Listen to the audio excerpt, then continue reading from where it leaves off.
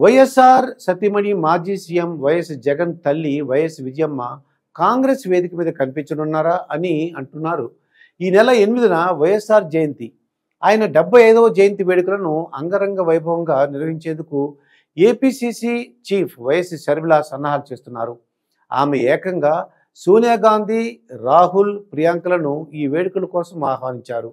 అలాగే కర్ణాటక ముఖ్యమంత్రి సిద్ధరామయ్య, ఉప ముఖ్యమంత్రి డీకే శివకుమార్లను కూడా పిలిచారు. తెలంగాణ ముఖ్యమంత్రి రేవంత్ రెడ్డి, ఉప ముఖ్యమంత్రి బట్టి విక్రమార్కలను సైతం ఆహ్వానించారు. వీరితో పాటు ఏఐసీసీలో ఉన్న అతిరథ మహారథులను ఆమె పిలిచారు. వీరిలో ఎంతమంది వస్తారు అన్నది పక్కన పెడితే చాలా మంది ప్రముఖులు హాజరు కావచ్చు అన్నది ఇప్పటికీ వినిపిస్తున్న మాట. 2023 వరకు ప్రతి ఏటా వైఎస్ఆర్ జయంతి, వర్ధంతి కార్యక్రమాలను వైసీపీ నిర్వహించేది. కాంగ్రెస్ నాయకులైతే ఎక్కడికక్కడ నివాళి అర్పించేవారు. కానీ ఈసారి సీన్ మారింది. వైఎస్ఆర్ తనయ ఏపీసీసీ చీఫ్ ఆమెను ఆ ప్లేస్లో ఉంచిందే వైఎస్ఆర్ లెగసీని మొత్తం కాంగ్రెస్ వైపు మళ్లించేందుకు, అలాగే ఒట్టిపోయిన కాంగ్రెస్కి గట్టి ఓట్లు సాధించడం కోసం. దాంతో పాటుగా షర్మిల కూడా తన నాయకత్వాన్ని రుజువు చేసుకోవాల్సిన అవసరం ఏర్పడింది. అందుకే ఆమె జయంతిని గ్రాండ్ లెవెల్లో నిర్వహిస్తున్నారు. విజయవాడ నడిబొడ్డున జరిగే వైఎస్ఆర్ జయంతి కార్యక్రమానికి ఆయన అభిమానులు కూడా పెద్ద ఎత్తున హాజరయ్యే అవకాశాలు ఉన్నాయి. ఇక్కడ విశేషం ఏమిటంటే వైఎస్ఆర్ సతీమణి విజయమ్మ ఈ సభలో పాల్గొంటారు అని వార్తలు వస్తుండటం. ఆమె వైసీపీలో గౌరవ అధ్యక్షురాలుగా 2022 దాకా ఉన్నారు. ఆ తర్వాత ఆ పదవికి రాజీనామా చేశారు. తెలంగాణలో పార్టీ పెట్టిన కుమార్తె కోసం పనిచేస్తానని ఆనాడు చెప్పారు. వైఎస్ఆర్టీపీ గౌరవ అధ్యక్షురాలుగా ఆమె కొంతకాలం వ్యవహరించారు. వైఎస్ఆర్టీపీ కాంగ్రెస్లో విలీనం అయిన తర్వాత ఆమె రాజకీయాలకు దూరంగా ఉన్నారు. ఏపీలో ఎన్నికల వేళ జగన్ను దీవించారు, అలాగే షర్మిలను దీవించారు. అంతవరకు ఆమె న్యూట్రల్గానే ఉన్నారు. అయితే సరిగ్గా పోలింగ్కి 2 రోజుల ముందు ఆమె కడప ఎంపీగా కాంగ్రెస్ నుండి పోటీలో ఉన్న షర్మిలకు ఓటు వేయమని వీడియో సందేశాన్ని ద్వారా అప్పీల్ చేయడంతో వైసీపీకి అది శరాఘాతంగా తగిలింది.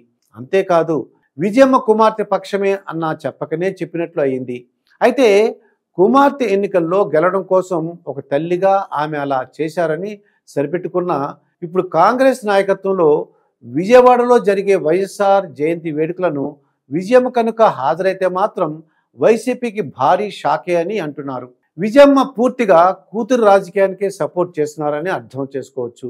అయితే తన భర్త వైఎస్ఆర్ పేరిట జరుగుతున్న కార్యక్రమం కాబట్టి రాజకీయాలకు అతీతంగానే ఆమె పాల్గొంటున్నారని భావించినప్పటికీ ఆమె షర్మిలకు ఓటు వేయమని పిలిపివ్వడాన్ని దీంతో ముడిపెట్టి విశ్లేషణలు చేయడం కూడా జరుగుతుందని అంటున్నారు.